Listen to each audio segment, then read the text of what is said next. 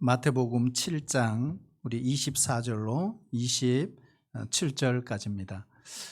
우리 함께 찾으셔서 우리 한 목소리로 우리 짧으니까요. 우리 합독으로 읽도록 하겠습니다. 마태복음 7장 24절로 27절입니다. 같이 읽겠습니다. 시작. 그러므로 누구든지 나의 이 말을 듣고 행하는 자는 그 집을 반석 위에 지은 지혜로운 사람 같으리니 비가 내리고 창수가 나고 바람이 불어 그 집에 부딪히되 무너지지 아니하나니 이는 주추를 반석 위에 놓은 까닭이요 나의 이 말을 듣고 행하지 아니하는 자는 그 집을 모래 위에 지은 어리석은 사람 같으리니 비가 내리고 창수가 나고 바람이 불어 그 집에 부딪힘에 무너져 그 무너짐이 심하니라. 아멘. 우리 모든 성도들 올 한 해 반석 위에 집을 짓는 우리 귀한 성도들이 되시기를 축복합니다. 우리 전 국민을 불안으로 몰아넣는 한국병이 있습니다. 그 대표적인 것이 빨리빨리와 안전불감증입니다. 이 빨리빨리와 안전불감증에서 비롯된 것이 부실공사입니다. 최근 광주 아파트 신축 공사 현장을 우리가 보면서 너무 안타깝고 저 자신도 너무 마음이 아팠습니다. 그 이전에는 서울 삼풍백화점과 성수대교 붕괴 사고가 있었습니다. 그 이전에는 오래전에 와우 아파트 붕괴 사고에 이르기까지 한동안 우리나라가 총체적으로 무너져 내렸다라고 할 그런 평가들이 내려진 적이 있습니다. 이러한 엄청난 사건들의 그 원인을 조사해 보면 대체로 보면 부실 공사 때문이었습니다. 설계도도 완벽했습니다. 하지만 설계도에 따라서 건물을 짓지 않았습니다. 예를 들면 20mm짜리 철근을 넣어야 하는 곳에 10mm짜리 철근을 넣는다든지 10개를 넣어야 될 그곳에 5개만 넣는다든지 아니면 콘크리트가 굳는 시간을 15일 정도가 돼야 충분함에도 불구하고 바쁘게 하다 보니까 일주일만 시간을 준 것입니다. 이렇게 설계도대로 짓지 않는 결과 엄청난 비극을 가져오게 된 것입니다. 수많은 인명피해를 앗아갔고 온 국민이 지금도 불안해하고 초조한 마음을 졸이고 있습니다. 우리가 개인적으로 보면 작은 창고를 우리가 지을 때는 설계도 없이 얼마든지 지을 수 있지만 복잡하고 큰 건물을 지을 때는 설계도 없이는 불가능합니다. 그리고 그 설계도에 따라서 건물을 성실하게 지어야 합니다. 이렇게 건물 하나를 짓는데도 우리가 설계도가 필요하다면 우리의 인생의 집을 짓는데 어떻게 설계도가 없겠습니까? 우리 예수님은 직업이 전직이 목수였습니다. 그래서 집을 짓는 일을 잘 아시는 주님이십니다. 어떤 집이 기초가 튼튼한지 어떤 집이 기초가 약한지도 너무나 누구보다도 잘 아셨습니다. 그러한 통찰력을 가지시고 오늘 집을 짓는 두 사람에 대해서 말씀하고 계십니다. 한 사람은 모래 위에 집을 지었고 또 한 사람은 반석 위에 집을 지었습니다. 기초의 차이를 빼면은 겉으로 볼 때 두 사람의 지은 집은 비슷합니다. 겉으로 보기에는 두 사람이 지은 집이 똑같을 수도 있어요. 그 기초의 차이에 따라 무너지고 견고해지는 것입니다. 두 사람이 지은 이 바로 기초가 되었던 반석과 모래, 과연 무엇을 뜻하는 것일까요? 모래 위에 집을 짓는 사람은 쉽게 말하면 쉽게 빨리 짓고 싶었던 것입니다. 그래서 과정을 무시한 것입니다. 또 깊이 생각하지 않았습니다. 10년 뒤에, 20년 뒤에 이 집이 어떻게 될 것인가 조금만 더 깊이 생각했다면 모래 위에 집을 짓는 어리석은 행동은 하지 않았을 것입니다. 바로 이런 사람을 현실주의자라고 합니다. 현재 모양만 갖추는 것이 중요합니다. 당분간 마음은 편안할 것입니다. 주일에 교회에 나가면 된다고 하는 생각입니다. 남에게 뒤처지지 않을 만큼 찬송도 하고 또 적당하게 기도도 할 줄 압니다. 종교적인 그런 모양과 형식을 갖추면 됩니다. 모래 위에 집을 짓는 사람은 믿음의 형태도 나름대로 있습니다. 주여 주여라고 하는 이렇게 기도해야 된다는 것도 알고 있습니다. 신앙의 의식에도 참여합니다. 그러나 문제는 그의 삶과 인격에 그 믿음이 연결되지 않는다는 것입니다.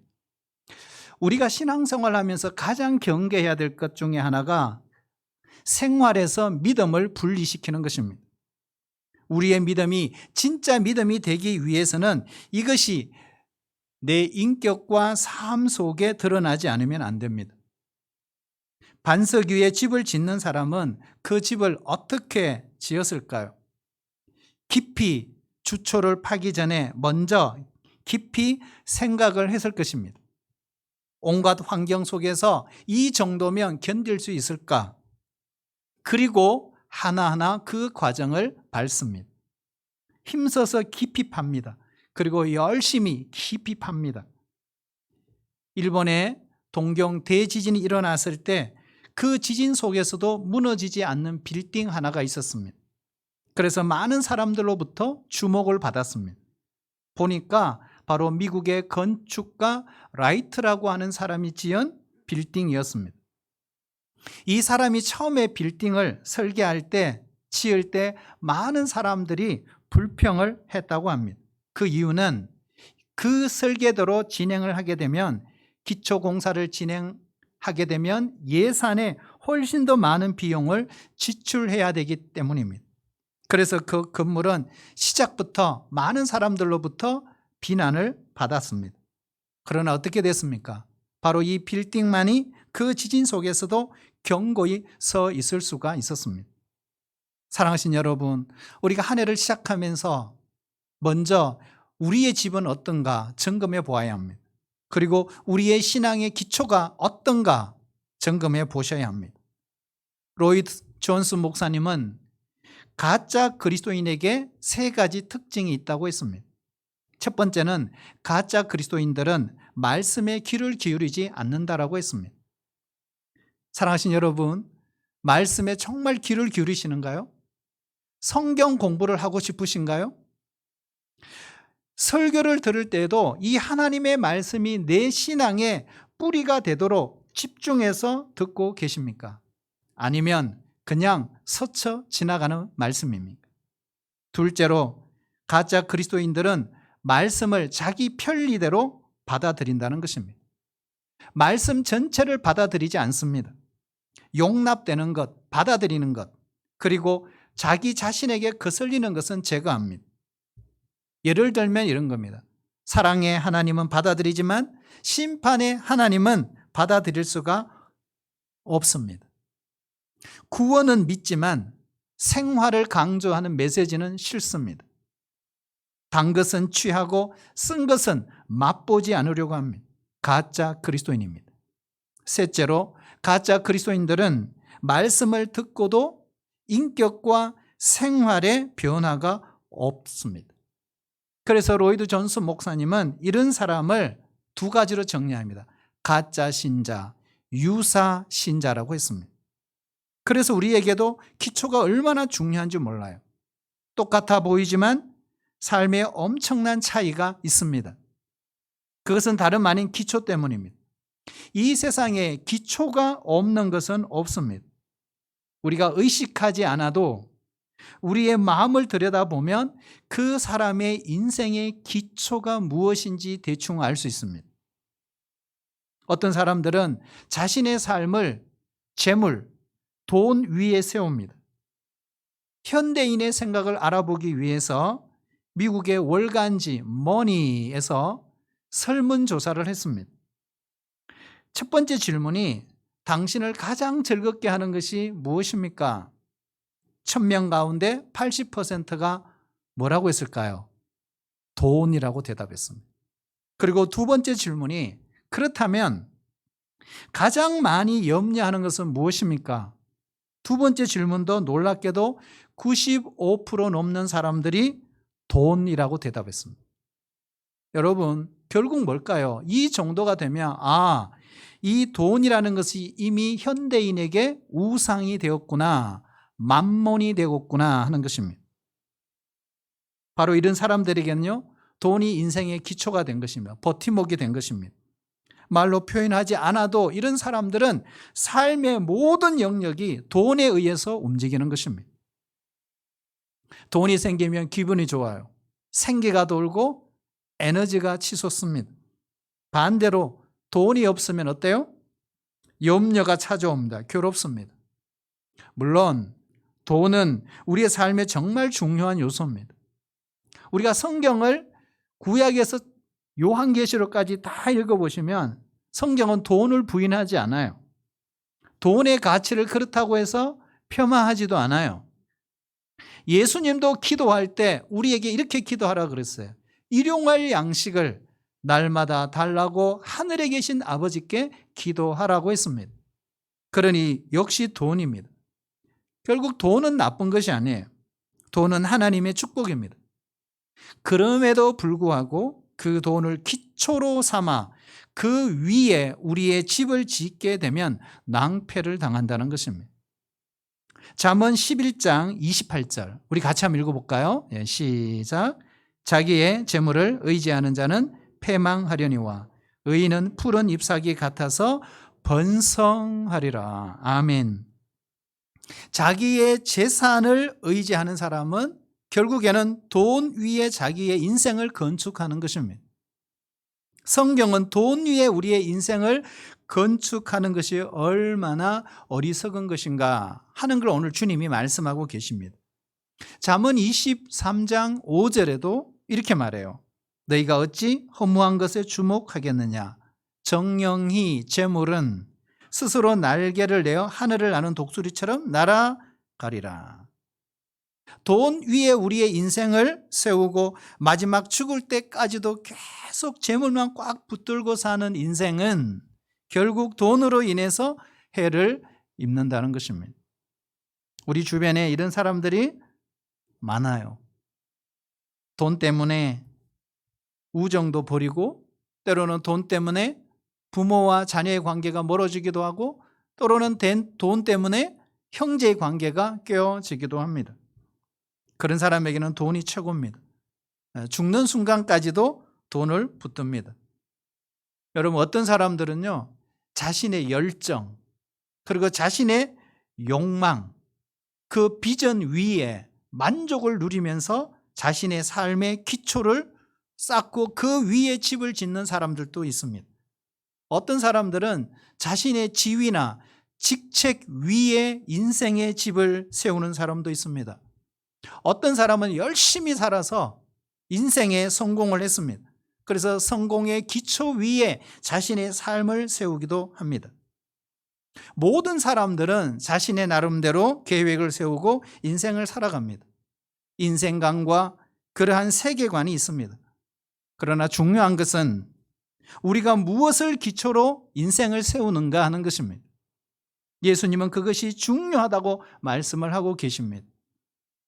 우리 신앙에도 가짜가 있고 진짜가 있어요. 우리 보통 때는 진짜 신앙과 가짜 신앙을 구별할 수가 없습니다. 우리는 다 같은 모습이에요. 이 시간에도 보면 같이 찬양했죠. 같이 기도했죠. 같이 예배에 참석하고 있습니다. 그리고 나갈 때도 같이 나갑니다. 그러나 문제는 여기에 있어요. 비가 내리고 창수가 나고 바람이 부는 그날입니다. 비가 내리고 창수가 나고 바람이 분다는 것은 무엇을 의미할까요? 두 가지 관점에서 우리는 이해를 해야 합니다. 첫 번째는 바로 비가 내리고 창수가 나고 창수가 난다는 말일까요? 큰 비가 온다 이런 뜻입니다. 때로는 홍수가 난다 이 말이거든요. 그리고 바람이 불어요. 이것은 곧 우리 인생의 태풍을 의미합니다. 우리의 삶의 기초가 시험을 받게 되는 날이 온다 이 말입니다. 오늘 25절 27절에 보면 이 짧은 두 절 안에 예수님께서 반복해서 하시는 말씀이 있어요. 비가 내리고 창수가 나고 바람이 불어 그 집에 부딪힌다 그랬어요. 그럴 때 두 가지 현상이 나타난다 그랬어요. 어떤 집은 견고히 서 있고 어떤 집은 심히 무너질 것이다. 결국 태풍은 아무도 피할 수 없다는 것입니다. 모두에게 찾아옵니다. 우리 예수 믿는 우리에게도 똑같이 찾아옵니다. 태풍은 우리가 지은 집을 시험합니다. 우리가 진짜 다이아와 가짜 다이아를 구별하는 감별법이 수중 감별법이라고 그러죠. 그래서 물 속에다가 진짜와 가짜를 딱 넣으면요, 진짜는 반짝반짝 빛이 난대요. 가짜는 그 빛이 사라져 버린다는 거죠. 태풍이 찾아올 때 여러분, 그때도 우리의 신앙이 반짝반짝 빛날 수 있기를 축복합니다. 지금은 좋은 직장에 다닙니다. 그러나 어느 날 그 직장을 잃을 때 우리 인생의 태풍인 거예요. 내 주변에 사랑하는 사람들이 하나 둘씩 흩어지기 시작하고 나에게 외로운 순간이 찾아올 때, 내가 투자했는데 주식이 폭락을 하고 내가 사업을 했는데 부도가 나버렸어요. 이런 상황 속에서 어떻게 반응할 것인가? 더 한 걸음 들어가면 죽음에 직면했을 때 그때도 우리의 신앙을 굽히지 않을 수가 있느냐는 것입니다. 의사가 이렇게 말해요. 살 희망이 없습니다. 그렇게 말할 때 때로는 사랑하는 사람을 내 곁에서 보내야만 하는 그 공포가 찾아올 때 우리의 신앙을 어떻게 반응할 것인가?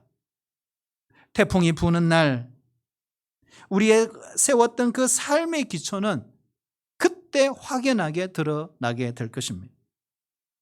비가 내리고 창수가 나고 바람이 부는 날에도 빛을 발할 수 있다며 그 신앙은 살아있는 신앙입니다. 푸른 신앙입니다. 진짜 신앙입니다. 이런 역경이 우리의 인생에 집을 두드리고 대문을 두드리고 우리가 지은 인생의 창문을 두드릴 때 우리가 어떻게 반응할까 하는 것입니다. 거기서 우리의 참된 신앙을 구별할 수 있습니다. 비가 내리고 창수가 나고 바람이 분다는 두 번째 의미가 또 한 가지 있어요. 따라올까요? 마지막 날, 심판의 날을 말합니다. 심판의 날. 기독교의 마지막 교리 종말론을 가르쳐 종말. 우리가 주님 앞에 서게 될 그때 우리의 삶을 다 살고 마지막 거룩하신 하나님의 심판의 보좌 앞에 서는 그날 주님께서 우리를 인정해 주실까 하는 것입니다. 그날은 무엇보다도 믿음이 있는 사람과 믿음이 없는 사람을 구별하실 것입니다. 성경은 이렇게 말해요. 양과 염소를 구분한다. 좁은 문이 있고 넓은 문이 있다. 또한 성경은 천국과 지옥을 말씀합니다. 그날 우리가 주님 앞에서 구원받은 하나님의 백성으로 내가 분류될 수 있을까 하는 것입니다. 믿음 안에서 삶을 살아온 그것을 인정받을 수 있을까? 사도 바울은 그래서 이렇게 고백하고 있어요. 고린도 후서 5장 10절 우리 같이 한번 읽어볼까요? 시작. 이는 우리가 다 반드시 그리스도의 심판대 앞에 나타나게 되어 각각 선악간에 그 몸으로 행한 것을 따라 받으려 함이라. 아멘. 고린도후서 5장 10절은 오늘 집에 가서도 꼭 묵상해 보셔야 됩니다. 그렇죠? 여기에 보면 심판 앞에 나타난다. 여기에 심판대라는 뜻 있죠? 심판대. 이 심판은 베이마토스입니다. 헬라어로. 이 베이마토스는 뭐냐? 바로 상급에 대한 심판이라는 거예요. 우리가 다 반드시 한 사람도 빠짐없이 그리스도의 심판대 앞에 서서 각각 선악간에 우리가 따를 상급의 심판이 있다 이 말입니다. 그런데 요한복음 5장 24절에 보면 거기도 심판이라는 단어가 나옵니다. 진실로 진실로 너희에게 이르노니 내 말을 듣고 또 나 보내시는 이를 믿는 자는 영생을 얻었고 그다음에 뭐죠? 심판에 이르지 아니하나니 사망에서 생명으로 옮겼느니라. 거기에 심판은 크리신. 무슨 뜻일까요? 천국과 지옥의 심판입니다. 그렇죠. 이 다르다는 거예요. 고린도전서 3장의 말씀에 보면 바울이요 이렇게 말해요. 그리스도 터 위에, 그리스도라고 하는 터 위에다가 우리 모두 믿는 자들은 집을 건축하는 건축자라고 비유하고 있습니다. 내게 주신 하나님의 은혜를 따라 내가 지혜로운 건축자 같이 그 위에 우리 모두는 집을 짓는다고 했어요. 어떤 사람은 금으로, 은으로, 보석으로, 어떤 사람은 나무와 풀로, 짚으로 짓는다 그랬어요. 근데 중요한 것이 있어요. 터는 같아요. 같은 터를 사용하지만 집의 종류가 다르다는 사실입니다. 금과 은과 보석과 같은 집이 있는가 하면 나무와 풀과 짚으로 짓는 사람도 있다는 것입니다. 그런데 놀라운 일은 이 각 사람의 공적이 불로 시험을 당할 것이다. 그렇게 이야기해요. 그래서 시험의 날이 반드시 온다. 불을 지폈습니다. 여러분, 불을 지피면 어떻게 될까요? 나무와 풀과 짚은 금방 타버립니다. 하지만 금과 은과 보석은 아직까지 견고하게 그대로 서 있습니다.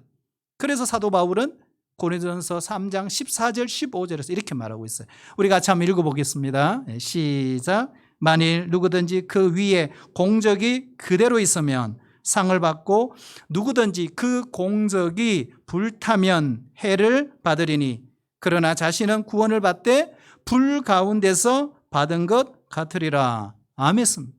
진짜 그렇습니다. 같은 그리스도의 터 위를 사용했지만 인생에 사는 방식이 전혀 다르다는 것. 만약 우리가 하나님 앞에 인정될 수 없는 삶을 살았다면 어떻게 해요? 그는 해를 받을 것이다. 이런 이야기입니다. 하지만 중요한 것이 있어요. 자신은 구원을 받되 어디에서? 불 가운데서 받는 것과 같으리라. 그리스도의 터 위에 있었기 때문에 구원은 잃어버리지 않아요. 그러나 좀 가슴 아프죠. 불쌍하죠. 불 속에 겨우 건져낸 구원을 얻는다. 우리가 주님을 믿는 것이 1차적으로 중요합니다. 그러나 그 믿음이 내 속에 이루어진 다음에 훨씬 더 중요한 질문을 던져야 합니다. 믿음의 근거에서 어떻게 행하며 삶을 살았는가 하는 것입니다. 오늘 이 말씀은요, 그날 주님이 오시는 그날 우리가 심판을 받지 않고 구원받기 위해서 온전한 행함을 해야 된다라고 하는 구원의 조건으로서의 행함을 이야기하는 것은 절대로 아닙니다. 이 말씀은 행함에 의해서 구원의 진리를 설명하는 것이 아닙니다. 믿음을 먼저 전제를 하고 그리고 행함의 문제를 다루고 있는 것입니다. 그러므로 참된 믿음은 죽은 믿음이 아니에요. 여러분, 산 믿음이 되시기를 축복합니다. 행함이 없는 믿음이 아니라 행함이 있는 믿음이 우리를 구원시킵니다. 우리를 변화시킵니다. 위기를 극복하게 만드는 것입니다. 그렇다면 모래 위에 자신의 집을 지은 어리석은 사람들은 어떤 사람일까? 반대로 반석 위에 집을 지은 지혜로운 사람은 어떤 사람일까? 오늘 예수님께서 아주 명료하게 결론을 내려주고 계세요. 기준이 있다 그랬어요. 기준도 간단해요. 그게 24절에서 26절이에요. 무슨 말일까요? 듣고 행하느냐, 듣고 행하지 않느냐는 거예요. 기준이에요. 내가 듣기만 하고 행하지 않는 사람은 아무리 그 집이 화려해도 모래 위에 집을 지은 사람이다. 중요한 것은 두 사람 모두 다 말씀을 들었어요. 두 사람 모두 다 교회 안에 있어요. 교인입니다. 성도입니다. 둘 다 성경 공부를 했습니다. 훈련도 받았습니다. 예배도 똑같이 드리면서 설교를 들었습니다. 그러나 눈에 보이지 않지만 그 기초는 너무나 달라요. 천국에 여러분 의를 이루시기를 축복합니다. 바리새인의 의는 겉모습은 의입니다. 겉으로 드러난 의예요. 형식적인 의입니다. 겉으로 자신들이 만든 그 전통과 그 규칙을 지키고 있지만 중요한 것은 그 속에 하나님을 사랑하는 마음이 없어요. 오늘날에도 교회 공동체 안에 이런 사람들이 있습니다. 헌금도 하고 습관적으로 예배도 드리고 의무적으로 봉사도 합니다. 그러고는 그것을 지키지 않는 사람들을 보면 비판하죠. 이런 사람들의 특징이 뭐냐 하면 마음으로 음욕을 즐기면서도 행동으로 음욕을 가늠하지 않았다는 이유로 자신은 의롭다고 생각하는 거예요. 마음으로 형제를 미워하면서도 살인하지 않았다는 이유로 자신은 의롭다고 생각을 하는 사람들입니다. 늘 다른 사람들이 문제예요. 자신의 인생에는 문제가 없다고 생각하는 사람들. 모든 관계에서도 문제는 타인에게 있어요. 그 사람에게 있어요. 그 사람이 문제예요. 배우자가 문제고 자녀가 문제고 그 성도가 문제예요. 직장에서도 그 동료가 문제입니다. 자신에게는 문제가 없습니다. 이런 사람들은 하나님 앞에 애통해 본 적이 없어요. 기도할 필요가 없어요. 왜요? 마음이 부유하니까. 여러분, 이런 사람들이 바로 모래 위에 집을 짓는 사람이라고 오늘 예수님이 말씀을 하시는 거예요. 여러분, 이럴 때 문제가 생겨요. 삶에 언젠가 찾아올 그 태풍 앞에 산산이 무너져 내릴 것이다. 그러나 여기서 끝나지 않았어요. 그러나 또 다른 삶의 모습이 있어요. 어떤 사람일까요? 늘 말씀을 사모합니다. 그리고 그 말씀을 어떻게 적용할까 실천하기 위해서 정말 애씁니다. 들은 말씀을 삶에 적용하려고 얼마나 노력하는지 몰라요. 한데 문제는 이거예요. 자꾸 실패하는 거예요. 잘 안 되는 거예요. 여러분, 이런 사람들의 특징이 있어요. 마음이 가난합니다. 그래서 말씀대로 살려고 노력해요. 그리고 늘 하나님 앞에 또 실패하니까 애통합니다. 다른 사람을 정죄하지 않고 비판하지 않습니다. 모든 일에 하나님을 의지합니다. 그래서 하나님 앞에 나아가 늘 어떻게 해요? 기도해요. 하나님 도와주세요. 그리고 하나님 만나잖아요. 성령님을 의지합니다. 자신도 모르게 신앙이 자꾸 자라요. 이런 사람에게도 언젠가는 태풍이 찾아올 것입니다. 그러나 중요한 것이 있어요. 이런 사람은 요동치 않는다는 사실입니다. 할렐루야, 이것이 중요합니다. 우리 몸에 질병이 올 수 있어요. 우리 가정에도 예상치 못했던 고난이 올 수 있습니다. 아플 거예요. 그러나 오늘 주님은 이렇게 말해요. 이렇게 반석 위에 세운 집은 결코 요동하지 않을 것이라고. 이런 사람이 지혜로운 사람이죠. 말씀대로 살기 위해 여러분 내 몸을 복종시켜 보셨습니까? 내가 그 한 말씀대로 지키기 위해 몸부림쳐 보셨습니까? 그 말씀대로 살기 위해 하나님 앞에 작정하고 금식하며 부르짖어 보셨습니까? 만약 그렇지 않았다면 어쩌면 그 사람은 모래 위에 집을 짓고 있는지도 모릅니다. 사랑하신 여러분, 올 한 해 말씀대로 살기 위해 노력하시기를 축복합니다. 도전하십시오. 그동안 들었던 하나님의 얼마나 많은 말씀이 많습니까? 중요한 것은 어떻게 해요? 그 말씀대로 살기 위해서 발버둥 치는 것입니다. 그러나 쉽지는 않을 거예요. 그러나 그 말씀대로 살기 위해 적용하기 위해서 자신의 부족을 알기 때문에 언제나 하나님 앞에 나아갑니다. 그리고 도움을 구합니다. 애통해야 합니다. 그런데 그때 놀라운 일이 생기죠. 성령님이 찾아오세요. 그리고 나도 모르는 사이에 어느 날 문득 뒤를 돌아보면 내 삶이, 내 믿음이 저만큼 자랐다는 걸 알게 됩니다. 우리 모두 반석 위에 집을 짓는 지혜로운 사람들 다 되시기를 주의 이름으로 축복합니다. 하나님 아버지, 우리 올 한 해 하나님 앞에 결단하며 주님 앞에 도전합니다. 말씀대로 살기 위해서 애통해하고, 말씀대로 살기 위해서 노력하고, 말씀대로 살기 위해서 내 몸을 복종시키고, 말씀대로 살기 위해서 몸부림쳐보는 그런 한 해가 되게 하여 주시고, 우리 모두 태풍이 와서 무너져버리는 모래 위에 지은 집이 되지 않게 도와주시옵소서. 우리 자녀를 말씀으로 양육하지 못했습니다. 용서하여 주시옵소서. 이제라도 늦지 않았으니 반석 위에 집을 짓고 싶습니다. 어떠한 창수와 비와 바람에도 요동치 않게 주님만 바라보게 하여 주시옵소서. 예수님의 이름으로 기도하옵나이다. 아멘.